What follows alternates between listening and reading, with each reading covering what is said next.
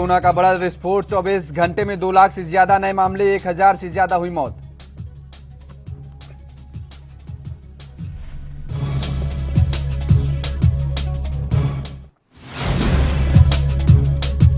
बढ़ते कोरोना संक्रमण के बीच केरल सरकार का फैसला, मुख्यमंत्री पिनराई विजयन ने बुलाई आपातकालीन बैठक।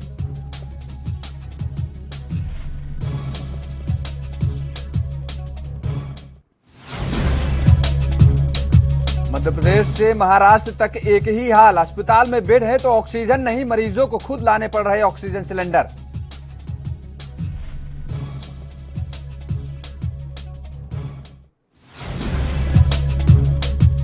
यूपी में कोरोना के खतरे के बीच पहले चरण के 18 जिलों में मतदान जारी, सहारनपुर में वोट मांगने को लेकर 2 गुटों में संघर्ष।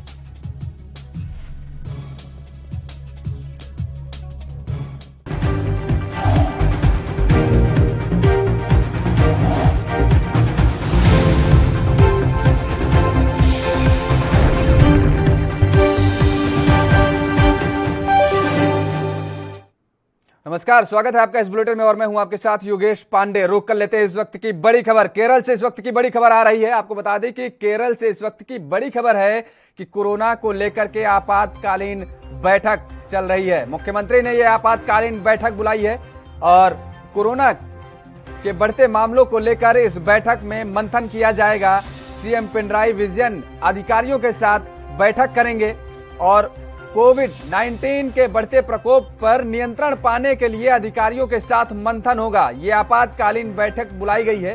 तो केरल से इस वक्त की बड़ी खबर है, जहां पर बढ़ते कोरोना के मामलों को लेकर के आपातकालीन बैठक बुलाई गई है। मुख्यमंत्री ने ये आपातकालीन बैठक बुलाई है और अधिकारियों के साथ बैठक की जाएगी, जिसमें मंथन किया जाएगा, गहन अध्ययन किया जाएगा और निष्कर्ष निकाले जाएंगे कि आखिर जिस तरीके से कोरोना के जो मामले बढ़ रहे हैं उन पर क्या कदम उठाए जा सकते हैं। तो वहीं कोरोना के बढ़ते मामलों को देखते हुए रेमडेसिविर की मांग देश में काफी बढ़ गई है और इसके लिए कई शहरों में लोगों को घंटों लाइन में लगना पड़ रहा है, जबकि कई जगह इसकी कालाबाजारी भी हो रही है। इस बीच रेमडेसिविर की उपलब्धता को लेकर केंद्रीय मंत्री मनसुख मंडाविया ने समीक्षा बैठक की और उत्पादन क्षमता बढ़ाने को लेकर सरकार ने सहमति भी दे दी है।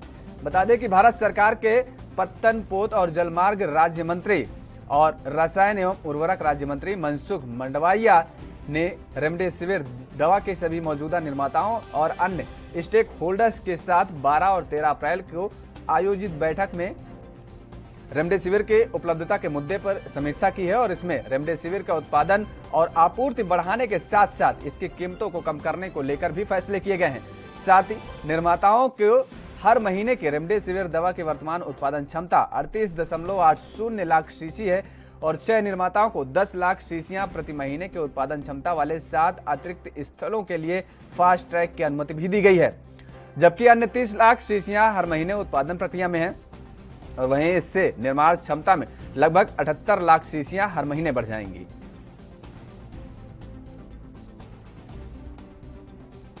कोविड केयर मैनेजमेंट के लिए जरूरी रेमडेसिविर मेडिसिन के लिए जो मांग बढ़ी है, इस मांग को पूरा करने के लिए रेमडेसिविर उत्पादन करती सभी कंपनियों के साथ एक महत्वपूर्ण बैठक हुई। उसमें 2 विषय पर विचार किया गया और निर्णय किया गया। उसमें एक प्रोडक्शन बढ़ाना और सप्लाई सुनिश्चित करना। प्रोडक्शन बढ़ाने के लिए जो 38 लाख पर मंथ वायल का प्रोडक्शन था, उसको बढ़ा के 80 लाख पर मंथ करने के लिए सरकारी जरूरी मंजूरी दे दी गई है और उत्पादक उसको तुरंत ही प्रोडक्शन स्टार्ट कर देंगे। दूसरा, रेमडेसिविर इंजेक्शन का एक्सपोर्ट पर बैन लगाई गई है और उसको देखते हुए जो एक्सपोर्ट के लिए बने हुए हैं ऐसे 4 lakh while remdesivir injection domestic market में तुरंत ही डाला जाएगा।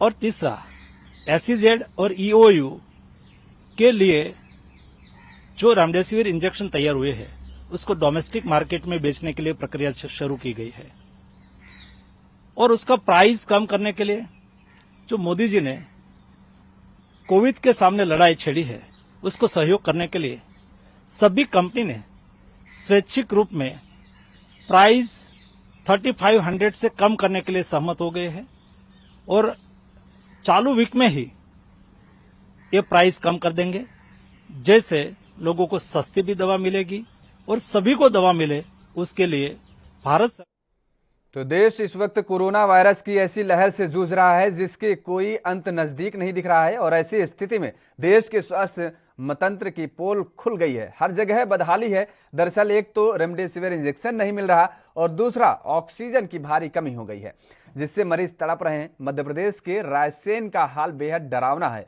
मरीज बाहर तड़प रहे हैं लेकिन हॉस्पिटल एडमिट नहीं कर रहे हैं क्योंकि उनके पास ना बेड है और ना ही ऑक्सीजन है।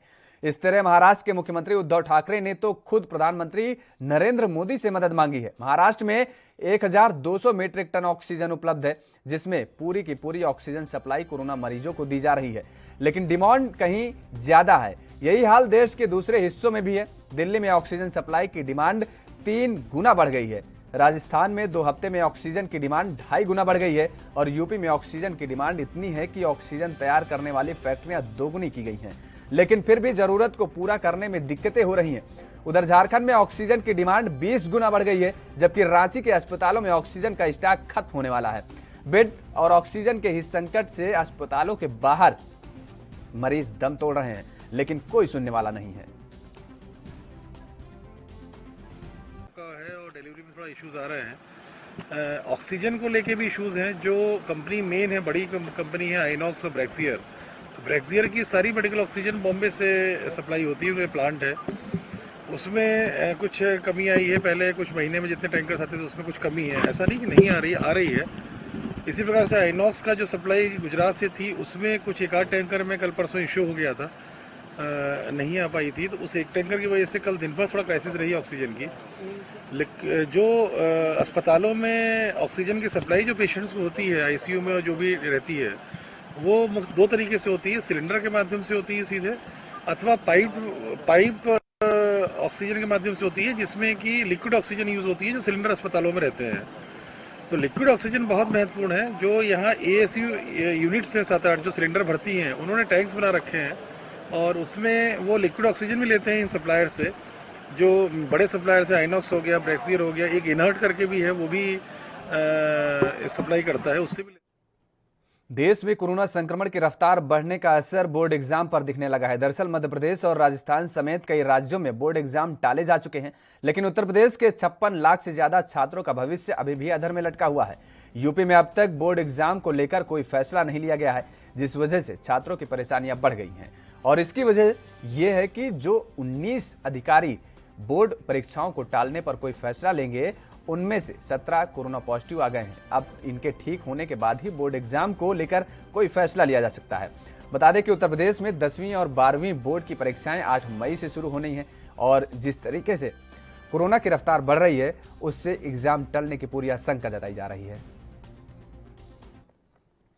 तो महाराष्ट्र में कोरोना संक्रमण की रफ्तार पर ब्रेक लगाने के लिए बुधवार रात से 15 दिनों को कोरोना कर्फ्यू लगा दिया गया है। मिनी लॉकडाउन लगाने के बाद महाराष्ट्र के मुख्यमंत्री उद्धव ठाकरे ने जिला कलेक्टरों को सख्ती बरतने के निर्देश दिए हैं। उन्होंने कहा है कि जो नियमों का उल्लंघन करे उसे दंडित करें। अगर कोई दुकान दिशा निर्देशों का उल्लंघन करती है तो उसे तत्काल प्रभाव से सील कर दिया जाए। महाराष्ट्र के मुख्यमंत्री उद्धव सरकार ने कोरोना पर काबू पाने के लिए बुधवार यानी 14 अप्रैल रात 8 बजे से 15 दिनों का राज्यव्यापी कोरोना कर्फ्यू लगा दिया गया है और इस दौरान आवश्यक सेवाओं को छोड़कर अन्य सभी पर प्रतिबंध रहेगा। तो पश्चिम बंगाल में जैसे जैसे विधानसभा चुनाव के चरण बीत रहे हैं, वार पलटवार का राजनीति पर दौर बढ़ता जा रहा है। देश में कोरोना वायरस के मामलों को लेकर ममता बनर्जी ने पीएम मोदी और केंद्रीय गृह मंत्री अमित शाह को जिम्मेदार ठहराया, तो बीजेपी नेताओं ने उन पर हमला बोल दिया। पहले बीजेपी के राष्ट्रीय अध्यक्ष जेपी नड्डा ने ममता बनर्जी को कोसा और उसके बाद केंद्रीय मंत्री स्मृति ईरानी ने भी दीदी को आड़े हाथों लिया। स्मृति ने कहा कि मोदी जी उन्हें दीदी दीदी कहकर बुलाते हैं और वह उन्हें गालियां दे रही हैं। केंद्रीय मंत्री ने कहा, मुझे यह जानकर धक्का लगा कि वह कोरोना महामारी के लिए प्रधानमंत्री नरेंद्र मोदी और केंद्रीय गृह मंत्री अमित शाह को जिम्मेदार ठहरा रही हैं, उन्हें गालियां दे रही हैं। लेकिन ये ममता बनर्जी के संस्कार हैं। मोदी जी उन्हें दीदी कहकर बुलाते हैं, लेकिन वह सार्वजनिक मंचों पर हमारे नेताओं को गालियां दे रही हैं। स्वयं देख सकते हैं जनता से बात करके। मैं स्तब्ध हूं कि अब एक वैश्विक महामारी के लिए वो अमित शाह और नरेंद्र मोदी जी को गाली दे रहे हैं। लेकिन यही तो ममता बनर्जी का संस्कार है। नरेंद्र मोदी बार बार हर मंच से बड़ी बहन दीदी हम बोलते हैं, उससे उनको संबोधित करती हैं, और ममता जी हर अपने प्लेटफॉर्म से हमारे नेतृत्व को गाली देती हैं। और शायद इसीलिए अब ममता बनर्जी का मैंडेट रिड्यूस हुआ है, क्योंकि जनता भी अब चाहती है कि उनको मुक्ति मिले तृणमूल के करप्शन से, उनको मुक्ति। रुक कर लेते हैं इस वक्त की बड़ी खबर का। मध्य प्रदेश से इस वक्त की बड़ी खबर आ रही है। आपको बता दें कि दिग्विजय सिंह का ट्वीट वार आया है। मध्य प्रदेश से इस वक्त की बड़ी खबर है। कोविड टेस्ट का सैंपल दिए बिना ही मैसेज आ गया है। बड़ी लापरवाही देखने को मिली है स्वास्थ्य विभाग की तरफ से। ये कोविड सैंपल दिए बिना ही मैसेज आ गया है। ट्विटर पर पूछा ये क्या हो रहा है, तो बड़ा हमला बोला गया है। कोविड टेस्ट का सैंपल दिए बिना ही मैसेज कैसे आ गया, ट्विटर पर यह ट्वीट वार जारी हो गया है। बड़ी लापरवाही देखने को मिली है मध्य प्रदेश से स्वास्थ्य विभाग की, जिस पर दिग्विजय सिंह का यह ट्वीट वार देखने को मिला है। उन्होंने पूछा है कि आखिर जब उन्होंने सैंपल दिया ही नहीं तो ये मैसेज कैसे आ गया। इसी को लेकर के उन्होंने ट्वीट किया है कि आखिर ये प्रदेश में क्या हो रहा है। तो मध्य प्रदेश से इस वक्त की बड़ी खबर है। आपको बता दें कि कोविड टेस्ट को सैंपल दिए बिना ही मैसेज आ गया है। स्वास्थ्य विभाग की बड़ी लापरवाही देखने को मिला है और इस मुद्दे को लेकर के दिग्विजय सिंह का ये ट्वीट वार आया है सामने। उन्होंने कहा है कि कैसे हालात हैं प्रदेश के, ये क्या हो रहा है प्रदेश में, बिना सैंपल दिए ही ये मैसेज कैसे आ गया।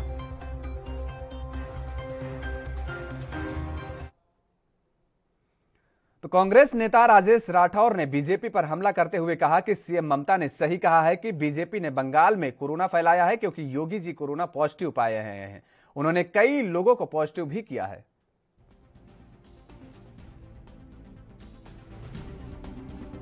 बनर्जी जी ने जो आरोप लगाया है कि बाहरी लोग और भाजपा के लोग के आने से कोविड फैला है, वो तो प्रमाणित हो गया कि आदित्यनाथ जोगी लगातार बंगाल में प्रचार कर रहे थे, वो कोविड-19 से ग्रसित हो गए। उनके मुख्यमंत्री सचिवालय के अनेक लोग कोविड से अब पीड़ित हो गए हैं।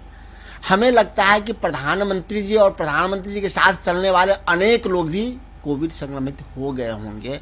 जब ये लोग बंगाल से निकलेंगे 2 तारीख को, उसके बाद देखिएगा कि कोरोना का सबसे बड़ा कहर बंगाल पर होगा और नरेंद्र मोदी जी, आदित्यनाथ जोगी जी चुनावी लहर गिन रहे हैं। वहाँ जो बात कही है वो देश के तमाम बुद्धिजीवी, देशवासी, मीडिया, साहित्यकार के लोग सब जानते हैं कि जब कोरोना का कहर आने ही वाला था तो माननीय राहुल गांधी जी ने फरवरी महीने में पिछले साल प्रधानमंत्री जी को आगाह किया था कि कोरोना का कहर आने वाला है, सुनामी आने वाला है, आर्थिक सुनामी आ जाएगा, सचेत होइए।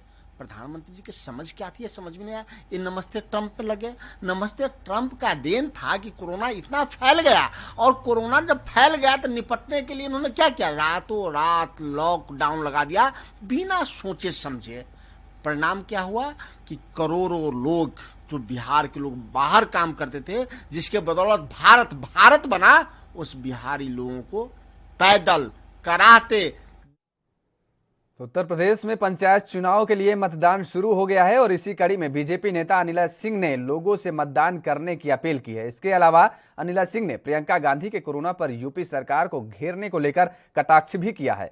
उन्होंने कहा कि प्रियंका अगर मदद करना चाहती हैं तो बिल्कुल बोलिए, लेकिन झूठ मत बोलिए। सुनिश्चित किया हुआ है कि जितने भी पोलिंग बूथ है वहाँ पर सोशल डिस्टेंसिंग हो, मास्क पहनकर लोग आए, सैनिटाइजेशन का पूरा ध्यान रखा गया है।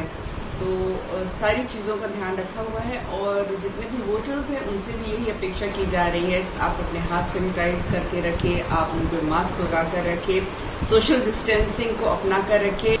देखिए, प्रियंका वाड्रा जी जो है ना, बोलने में तो कुछ वैसा लगता नहीं, कुछ भी बोल रहे, उंगली उठानी है उत्तर प्रदेश के मुख्यमंत्री और सरकार की तरफ उठा दे।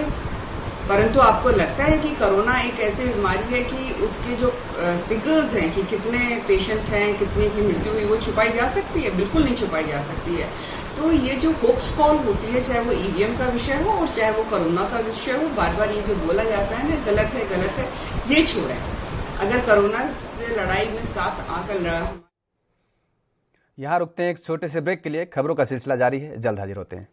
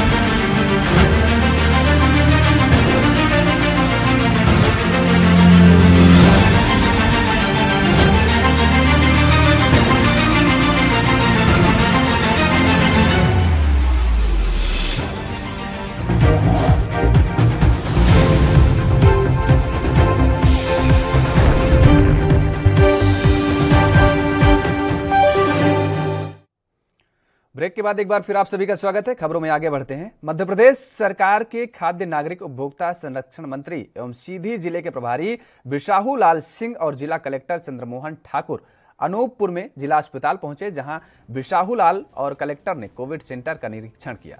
इस दौरान अस्पताल में लापरवाही देखने को भी मिली। कोरोना गाइडलाइन का पालन नहीं किया जा रहा था। इसको लेकर वहां मौजूद स्वास्थ्य अधिकारियों को कलेक्टर ने जमकर क्लास लगाई। अभी निर्देश जारी कर दिए गए हैं, शाम तक आप लोगों को लापरवाही तो समझ में आई कि यहाँ हॉस्पिटल में अभी गाइडलाइन जो जारी किए गए हैं आ रहे हैं और दूसरे अन्य विभागों के भी लोग ड्यूटी लगाएंगे और इसको सेटअप भी हम कलेक्ट्रेट में शिफ्ट करेंगे ताकि ज़्यादा क्लोज मॉनिटरिंग हो सके। और इसके लिए एक अलग से जैसे हम इलेक्शन में कम्युनिकेशन प्लान बनाया इसको करेंगे और हमने ब्लॉक से भी चीज़ें बनाई हैं घर घर जाके। सर एक मामला और, जो कोरोना पॉजिटिव है उनके पास किट नहीं पहुंच रही है, तो यदि वो किट नहीं पहुंचे वो बाहर नहीं निकलेंगे तो फिर कैसे वो ठीक कैसे होंगे? 2 दिन पहले इसका सिस्टम बनाया है जिसमें मेरे पास अब रिपोर्ट आनी शुरू हो गई। बढ़ते कोरोना संक्रमण को लेकर दिल्ली के इंदिरा गांधी अंतर्राष्ट्रीय हवाई अड्डे पर विशेष सतर्कता बरती जा रही है। GMR के CEO विदेह जयपुरिया ने बताया कि जब से हमारा एयरपोर्ट रीओपन हुआ है तब से हम सभी गाइडलाइंस का पूरा ध्यान रख रहे हैं। जितने भी अलग अलग इंतजामात हो सकते हैं, या वो क्लीनिंग की बात हो, डिसइंफेक्शन की बात हो, या फिर डिफरेंट अलग अलग टेक्नोलॉजी की बात हो, हमने वो सारी टेक्नोलॉजीज़ यहाँ शुरू से डिप्लॉय किए हुए हैं जब से हमारा एयरपोर्ट रीओपन हुआ। तो मेरा ये मानना है कि अभी भी एयरपोर्ट और एयर ट्रैवल सेफेस्ट है। ट्रैवल के मामले में, कहीं भी ट्रैवल करना हो उसके मामले में एक ही चीज़ जो कि पैसेंजर्स को ध्यान में रखना जरूरी है, जिसको कि अभी हम लोग बोलते हैं कोविड एप्रोप्रिएट बिहेवियर, जिसमें कि उनको अपने दिमाग में ये रखना है कि जो 4 चीज़ें हैं वो उनको मान के चलना है, जिसमें कि सोशल डिस्टेंसिंग है, या फिर उनको अपना हैंड सैनिटाइजेशन है, या उनको मास्क है, और बेसिकली उनको अपने ऊपर ध्यान देना है कि आप किस तरीके से अपना बिहेवियर रखते हैं जब आप जनरल पब्लिक में, उस पर बहुत स्ट्रिक्टली उनको मॉनिटर करना है अपने आप को, किसी दूसरे की मॉनिटरिंग के भरोसे नहीं रहे। हमने एयरपोर्ट पे हमारा एक क्यू मॉनिटरिंग सिस्टम होता था जोविस, जिसको कि हमने डेवलप करके सोशल डिस्टेंस मेजरिंग के लिए उसी को अडॉप्ट किया है। उससे डिफरेंट एरियाज़ में जहाँ की कंजेशन होने का चांस है, उस एरियाज़ में अगर कंजेशन होता है तो उसका हमको अलार्म मिल जाता है, जिससे कि हमारे टर्मिनल ऑपरेशंस के लोग उस एरिया में जा सकते हैं और पैसेंजर्स से रिक्वेस्ट करते हैं कि सोशल डिस्टेंसिंग बनाए रखें। इससे हम लोगों को काफ़ी मदद मिली है, क्योंकि हमको जो भी हॉट स्पॉट्स हैं जहाँ की ज़्यादा भीड़ हो रही है वो मॉनिटर करने में और उसको रेगुलेट करने में आसानी हो गई है। इसके अलावा हम लोगों ने एक नया टेक्नोलॉजी इंट्रोड्यूस किया है जो कि बहुत सारे हॉस्पिटल्स में यूज़ होता है। इसको बोलते हैं ल्यूमिनोमीटर। ल्यूमिनोमीटर महाराष्ट्र सरकार ने बढ़ते कोरोना संकट को देखते हुए प्रदेश में सख्ती का ऐलान कर दिया है, यानी कि 14 अप्रैल की रात 8 बजे से प्रदेश में कोरोना कर्फ्यू लगा हो चुका है। कोरोना कर्फ्यू के दौरान पाबंदियों के ऐलान के बाद महाराष्ट्र में मुंबई के बाद दूसरे सबसे बड़े व्यावसायिक हब पुणे के व्यापारियों ने इसे लेकर मिश्रित प्रतिक्रिया व्यक्त की है और पुणे के व्यापारियों ने 14 अप्रैल से 1 मई तक लॉकडाउन को लेकर सुझाव भी दिए हैं, अपने विचार भी रखे हैं। पुणे के व्यवसायी प्रकाश बंक ने महाराष्ट्र में भी इंग्लैंड की तर्ज पर फुल लॉकडाउन लागू करने का सुझाव दिया है, लेकिन इस बीच पुणे में तस्वीर देखने से लग नहीं रहा कि लॉकडाउन है।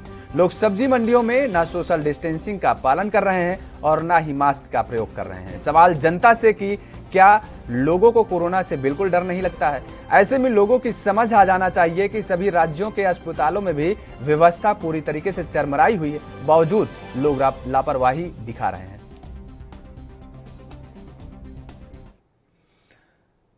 तो पंजाब के लुधियाना में किसान गेहूं न बिकने के कारण काफी ज्यादा परेशान नजर आ रहे हैं। किसानों का कहना है कि अनाज मंडी में काफी दिनों से ठहरे हुए हैं, लेकिन उनका अनाज बिक नहीं रहा है।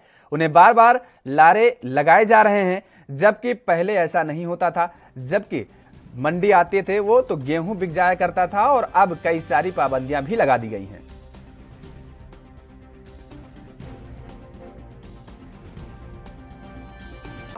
हमें 4-5 किलो की कणक है, वो पड़ी है डेरी। कल मॉर्निंग के आए हुए हैं 9 बजे के, और रात भी वहाँ थे, सवेरे भी यहाँ थे सुबह के। अब शाम को लगेगी बोली, और 5-5:30 बजे तक कह रहे हैं बोरी भरेंगे। अभी मतलब कोई पक्का नहीं है बोरी शाम तक भर होगी कि नहीं, ऐसे नहीं पता। भी रात को भी ऐसा ही हो। पहले ऐसे नहीं होता था। पहले ऐसे था ना, अभी 9-11 बजे भी हम आते थे तो शाम को 5 बजे तक काम खत्म हो जाता है, घर पे चल जाते सब। अब तो कई बुजुर्ग भी है जो आए हुए हैं, जिन्होंने नहीं बैठा होता है, और रात को भी आते हैं, दिने भी बैठे हैं। जिसमें कल से मंडी स्टार्ट हुई है, कल मॉर्निंग के बैठे हम 9 बजे के कणक लेके, तो अभी तक बिकी नहीं है। तो पहले भी ऐसे खराबी हुई है? नहीं, पहले कभी नहीं खराबी हुई है ऐसे, पहले नहीं है। पेमेंट का क्या चक्कर? पेमेंट भी आ रही है? पेमेंट सीधी ऐसे खातों में आ रही है ना। अब आधार कार्ड से होगा, इनके पहले ID बनेगी, उसके साथ उसके बाद खातों में पैसे आएंगे। मेरा नाम रशपाल चूड़पुरे तो है। कितनी कणक लै गया? कणक मैं लैके आया सी कल 17-18 किले की। अज होगी मेरे को 12 किले की। प्रॉब्लम आ रही है पिछले सालों के मुकाबले? पिछले सालों नालों पिछले साल आउंदी सी, जग जांदी सी, बोरियां चक लेंदे सी। हुण तो कोरोना की स्थिति को देखते हुए महाराष्ट्र सरकार ने कल रात 8 बजे से 15 दिनों के लिए प्रतिबंध लागू कर दिए हैं। महाराष्ट्र में 1 मई तक धारा 144 लागू रहेगी। वहीं नागपुर में लॉकडाउन का पूरा असर देखने को मिल रहा है। दरअसल नागपुर में सड़कें खाली नजर आईं और लोग ज्यादा जरूरी काम होने पर ही घर से बाहर निकल रहे हैं। बता दें कि महाराष्ट्र में कोरोना का कहर लगातार जारी है। रोजाना कोरोना के नए आंकड़े सामने आ रहे हैं।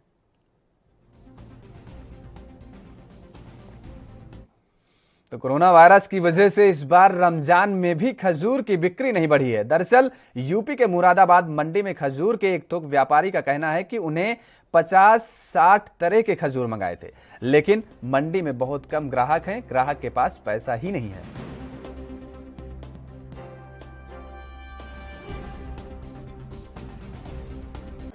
50-60 तरह की खजूर मंगाई है, लेकिन लॉकडाउन का पूरा असर है। ग्राहक नहीं है मंडी के अंदर, बहुत कम ग्राहक है। नाइट कर्फ्यू का असर पड़ रहा है? बिल्कुल पड़ रहा है, क्योंकि ग्राहक जो है ना मंडी नहीं आ रहा, उसको डर ये है कि ऐसा ना पूरा दिन का कर्फ्यू लग जाए। जी जी। वैसे आप कितना डेली इन दिनों में, पिछले रमजानों में कितना खजूर बिक जाता था? पिछली बार भी पूरा लॉकडाउन का असर था। जो लॉकडाउन आया उसमें आया था मार्च में और अप्रैल में, और इस बार भी रमजान उसमें आया है अप्रैल में। उससे पहले पिछले साल भी ऐसे हुआ था, इस साल भी ऐसे हुआ है, और इस साल में और ज्यादा खराब हो रहा है। अब नहीं बिक रहा इतना? नहीं, बहुत कम है। बिल्कुल आज खजूरों की इतनी डिमांड होती, आप ये देखें बिल्कुल दुकान खाली पड़ी है, बस 2-4 ही ग्राहक। तो जिस तरीके से मामला सामने आया है कि कोरोना वायरस की वजह से रमजान में खजूर की बिक्री नहीं हो पा रही। अभी आपने सुना कि किस तरीके से व्यापारी, ये दुकानदार बता रहा है कि 50 से 60 तरीके की खजूर की किस्में जो हैं वो ये लेकर के आया है अपने दुकान पर, लेकिन जो ग्राहक है वो आ नहीं रहे हैं, क्योंकि कोरोना के जिस तरीके से मामले लगातार बढ़ रहे हैं उसको मद्देनजर रखते हुए कहीं ना कहीं जनता में डर है। और साफ तौर पर यह भी देखना को मिल रहा है कि कोरोना काल के दौरान लोगों की जेब भी ढीली है, लोगों की जेबों में पैसे नहीं हैं। इस वजह से जो व्यापारी हैं उनमें भी कहीं ना कहीं सुस्ती नजर आ रही है। जो उनका माल है, जो उनका सामान है, वो बिक्री नहीं हो पा रहा है। तो खबर हरियाणा के रोहतक से है, जहां कांग्रेस के राज्यसभा सदस्य दीपेंद्र सिंह हुड्डा ने कोरोना महामारी के बढ़ते मामलों पर चिंता जताई है। उन्होंने कहा है कि सरकार को टेस्टिंग की संख्या बढ़ानी चाहिए। इसके साथ ही अस्पतालों में बेड की संख्या और दवाई की भी उचित व्यवस्था करनी होगी, ताकि महामारी पर काबू पाया जा सके। दीपेंद्र सिंह हुड्डा ने नाइट कर्फ्यू को लेकर कहा कि ये सिर्फ रात का खेल नहीं है, बल्कि सख्त कदम उठाने होंगे।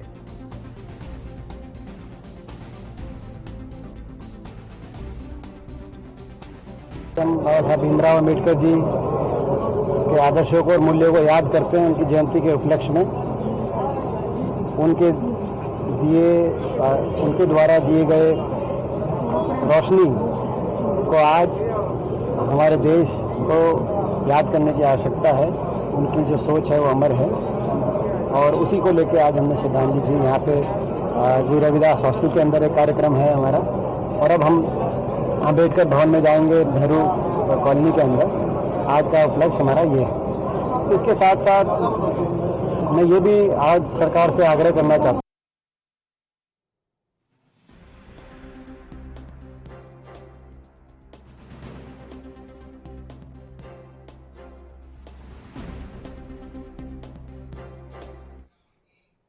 और आइए अब आपको सीधे लिए चलते हैं दिल्ली, जहां स्वास्थ्य मंत्री सत्येंद्र जैन क्या कुछ कह रहे हैं आपको सुनवाते हैं। कोई 25,000 30,000 इसकी ओरिजिनल प्राइस क्या है और ये ब्लैक मार्केटिंग पे क्या कार्रवाई कर रहे हैं? ब्लैक मार्केटिंग पे हम लोगों ने अभी रुक कर लेते इस वक्त की बड़ी खबर का। दिल्ली से इस वक्त की बड़ी खबर आ रही है आपके टेलीविजन स्क्रीन पर। आपको बता दें कि सीएम और उपराज्यपाल की बैठक जारी है। मुख्यमंत्री केजरीवाल की और उपराज्यपाल की बैठक जारी है। राजधानी में साप्ताहिक लॉकडाउन लग सकता है। इस बैठक में निष्कर्ष निकाला जा सकता है। दोपहर 1 बजे केजरीवाल प्रेस वार्ता भी करेंगे, पत्रकारों को संबोधित करेंगे। 1 बजे दिल्ली के मुख्यमंत्री केजरीवाल। राजधानी में साप्ताहिक लॉकडाउन लग सकता है और 1 बजे जब वो पत्रकारों को संबोधित करेंगे, हो सकता है इस दौरान वो इस बात की घोषणा भी कर दें कि दिल्ली में साप्ताहिक लॉकडाउन लगाने का बड़ा फैसला लिया जा सकता है। तो इस वक्त की बड़ी खबर आपके टेलीविजन स्क्रीन पर। आपको बता दें कि दिल्ली के मुख्यमंत्री और उपराज्यपाल बैठक चल रही है दोनों लोगों की। कोरोना काल को लेकर के ये मंथन किया जा रहा है, बैठक की जा रही है और 1 बजे दिल्ली के मुख्यमंत्री अरविंद केजरीवाल पत्रकारों से वार्ता करेंगे। उस दौरान क्या कुछ कहेंगे ये देखने वाली बात होगी और आखिर उपराज्यपाल के साथ बैठक में क्या निर्णय लिए गए ये दिल्ली के मुख्यमंत्री 1 बजे प्रेस वार्ता कर बताएंगे। इस बुलेटिन में मेरे साथ फिलहाल इतना ही। खबरों का सिलसिला जारी है, अब बने रहिए एनबी न्यूज के साथ।